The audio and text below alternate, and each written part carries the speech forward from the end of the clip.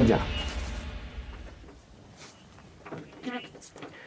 Well, a very beautiful afternoon from wherever you are watching us from. Welcome to Younib at 1. My name is Alphonce Ouma. Today is the second day of October 2024, just a day after the Social Health Authority took over from NHIF. So this and many other top stories is what we have lined up for you in this broadcast. Let's take it straight to our top stories this afternoon.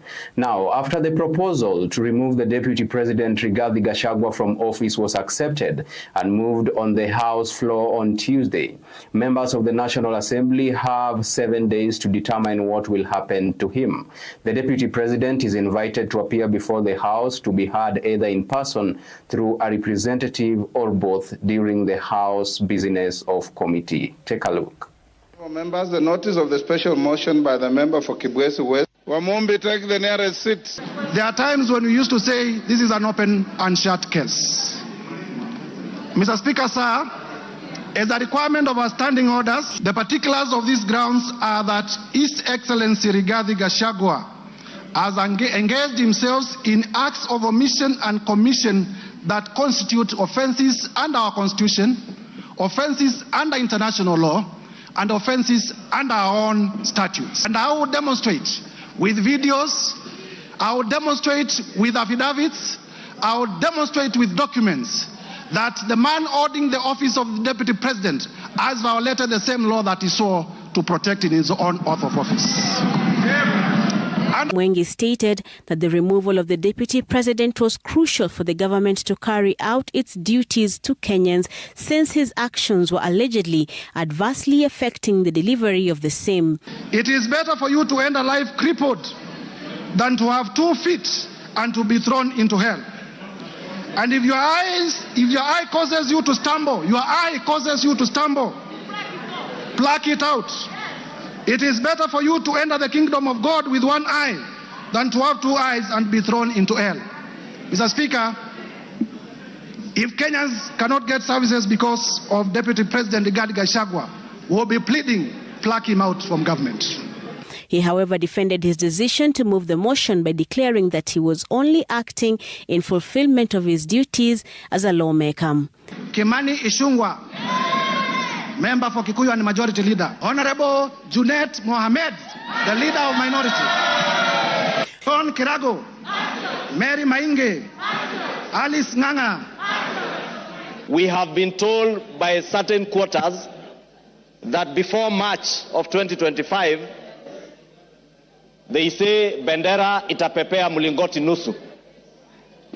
Honorable Speaker, these are weighty issues. That the 291 members of parliament who have signed to this motion, Mr. Speaker, their safety and security will be guaranteed, Mr. Speaker. Because the motion does not end at the tabling, at the notice of motion today. For the record, and Kenyans listen, I have no grudge, I have no malice, I have no ill will, I have no personal vendetta against His Excellency Rigathi Gachagua. I am just doing my duty as a citizen of the Republic of Kenya. Now, as activist Morara Kebaso left the Milimani law courts where he had been arraigned but later freed on cash bail of 50,000 shillings, police officers lobbed tear gas canisters at him, denouncing the incident, his detention on Monday, and his arraignment on Tuesday. Morara has declared that he would not be silenced by threats or harassment of any kind.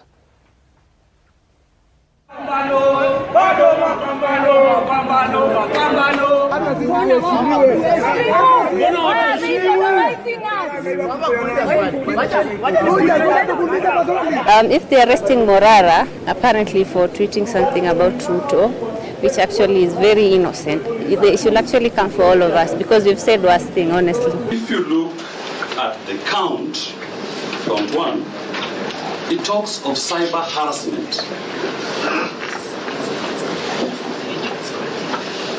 But look at the particulars.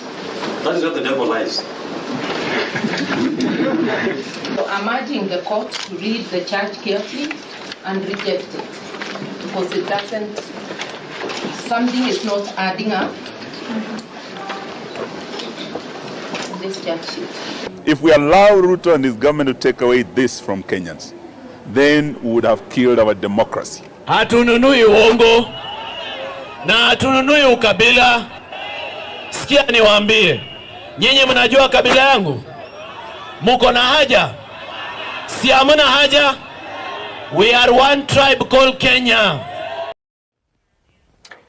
The Social Health Authority that formerly assumed control of health financing promised to provide all Kenyans with uniform access to high-quality medical care.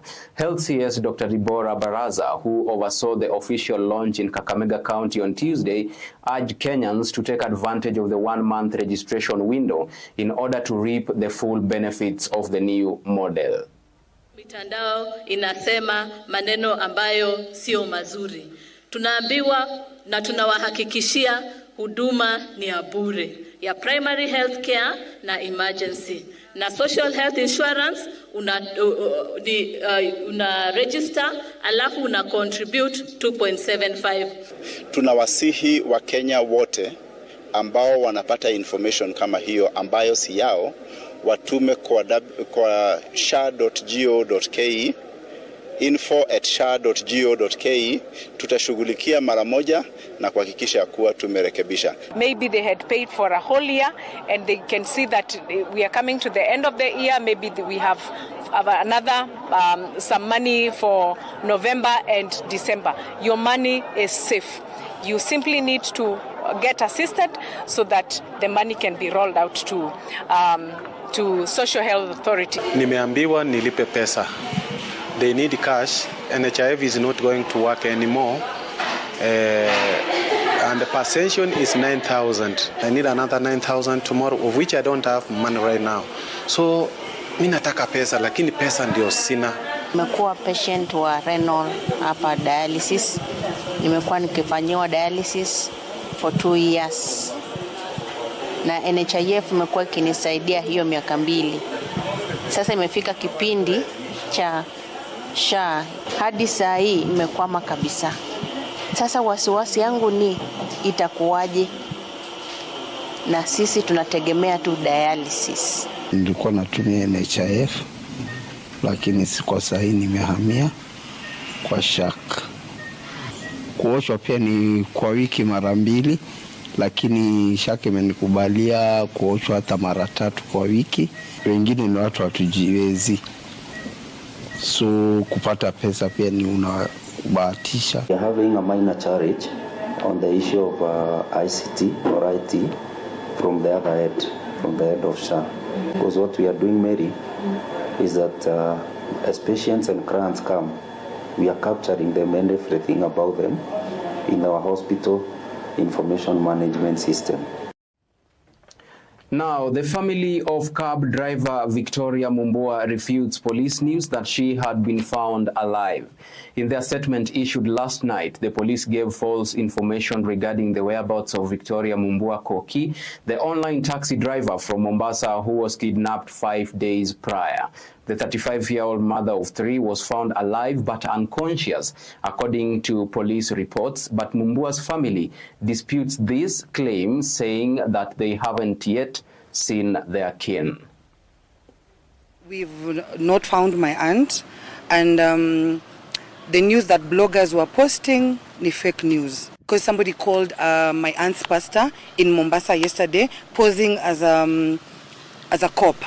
And they extracted 20,000 from the pastor because they said she's been found at Migori, critically in a critical condition, and they wanted 20,000 to airlift her to Mombasa. The phone went Mteja. We've not heard from the guy ever since, but there's M-Pesa transaction information. Well, now let's delve into the world of technology. Tecno, a Chinese phone manufacturer, has announced the opening of its first ecosystem powered by artificial intelligence. Foldable smartphones, AI-enhanced laptops, and smart assistants are among the new tech lineups, according to the company. African consumers should be able to access personalized and connected technology solutions. Thanks to this innovation, a number of products make up the new AI-powered ecosystem. Take a look. Technology, we are committed to pushing the boundary of artificial intelligence to create products that not only reflect the latest advancement, but also enrich lives, empower business, and innovate communities. Our passion lies in making technology more intuitive, inclusive, and also acceptable to everyone. Of importance is the AI functions that we put, like for example the AI text generator, the AI translator, the AI summary for those who do not really love reading long texts. So the AI summary is just there to help highlight and summarize the long text and give them the key points. As well as the AI text generator, you just give it a command and ask it to, send an email or send a text to so and so it will come up with the messages that it has. For those who are in the business space and they want to, have their reports done for them, so the AI report generator also is there. Well, let's talk matters agriculture. Now, farmers and activists are mobilizing around the country to oppose the new bill that they view as harsh and unconstitutional in the agriculture sector. The pushback, led by the Kilimo cha Haki stakeholders, highlights concerns that these rules could cause a catastrophic food crisis in the nation and jeopardize food sovereignty, which disproportionately affects small-scale farmers. Many small-scale holder farmers will find themselves in a cycle of poverty. We will be having widespread bankruptcy because farmers can barely cover the existing costs, and an imposition on further financial obligation will only push them into the brink of bankruptcy. A closer scrutiny at some of these bills indicates what could be a plot to take away our indigenous food sovereignty, and their adverse impacts will far much outweigh the supposed benefits. Some of these bills are actually criminalizing the act of agriculture itself.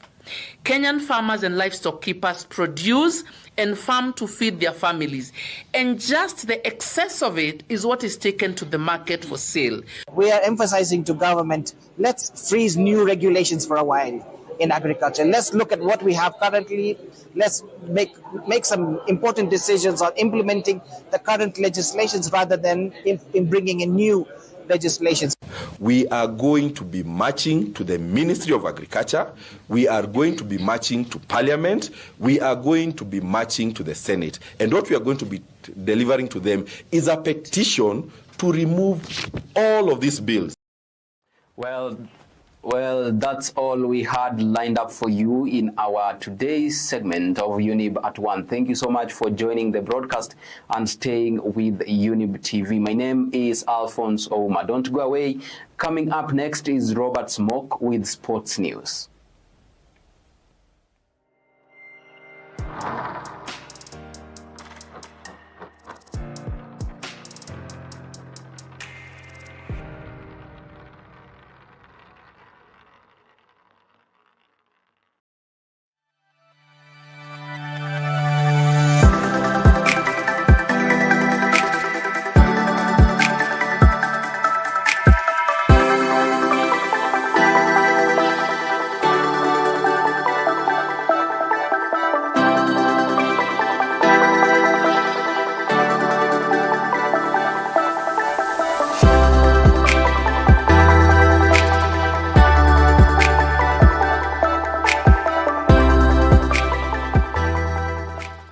Je, wewe ni mfanyabiashara katika sekta ya elimu? afya bora, usafiri ama unamiliki kampuni yoyote ile? Ungependa kupata fursa ya kutangaza biashara yako ili kuwafikia wateja zaidi?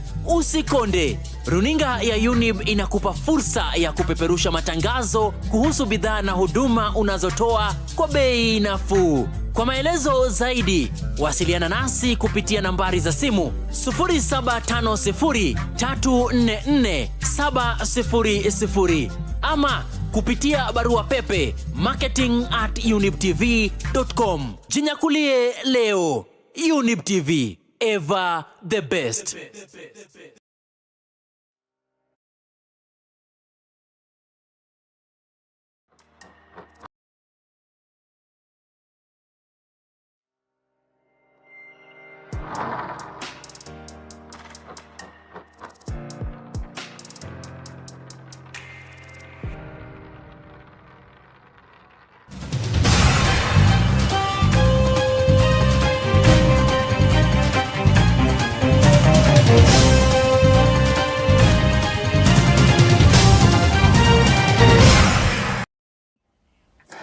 Welcome back from the break. My name is Michael Robert and I will bring you the sports news. And our first story, United FC is expected to see a significant transition when Nairobi Governor Johnson Sakaja acquires the reins through the Sakaja Foundation. The governor stated he has big aspirations to take the club to a national level of prominence. While stressing his dedication to the club through the foundation, Sakaja asked players to uphold the discipline and a winning mentality. Here is the story. Told me, see your president 2032.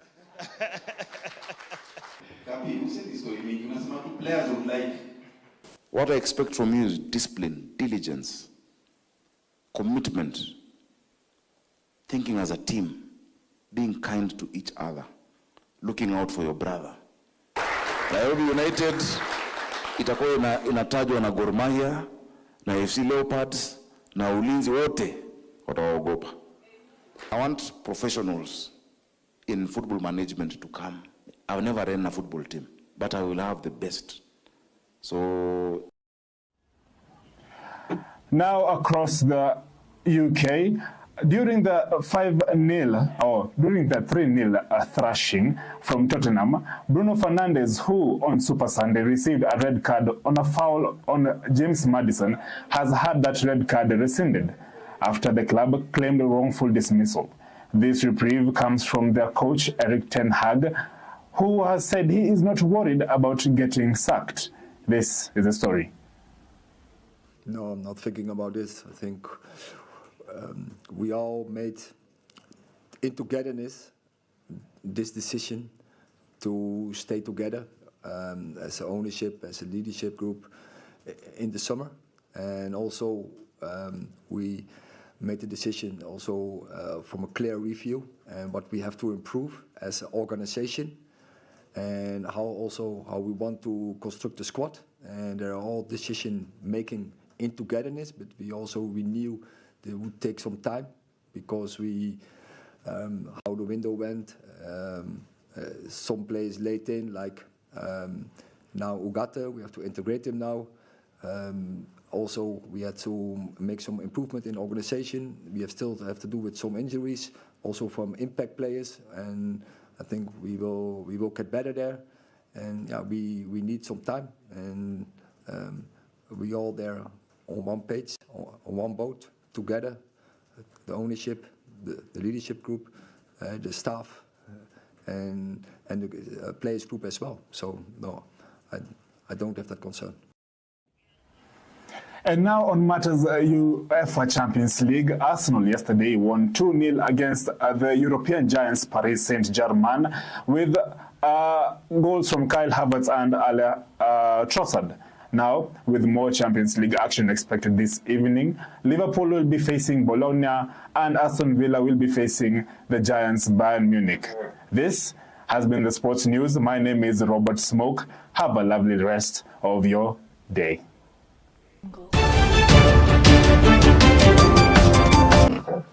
Evening.